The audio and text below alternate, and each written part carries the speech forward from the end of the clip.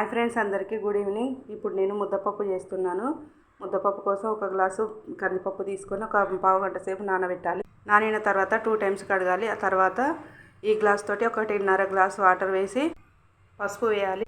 ఆ తర్వాత సరిపడా సాల్ట్, జీలకర్ర, పచ్చిమిర్చి కారం పొడి వేయాలి. వెల్లుల్లి రెబ్బలు ఒక 20.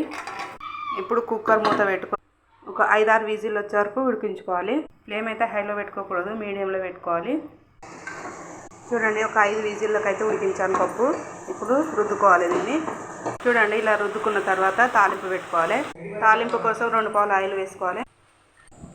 జీలకర్ర, ఆవాలు, కరివేపాకు చాలా వేసుకోవాలి. తాలింపు రెడీ అయింది. స్టవ్ బంద్ చేసి ముద్దపప్పులో వేయాలి. చూడండి, ఇలా ముద్దపప్పులో వేసి కలుపుకోవాలి. అంతే, ముద్దపప్పు రెడీ అయింది. ముద్దపప్పు కాంబినేషన్ పచ్చిపులుసు మధ్యాహ్నం చేసిన కదా, పచ్చికారంతో పచ్చిపులుసు, అదే ఈ 2 కాంబినేషన్ సూపర్ ఉంటుంది. ఫ్రెండ్స్, నేనైతే ఇప్పుడు తింటున్నాను. మీరు డిన్నర్ చేశారా?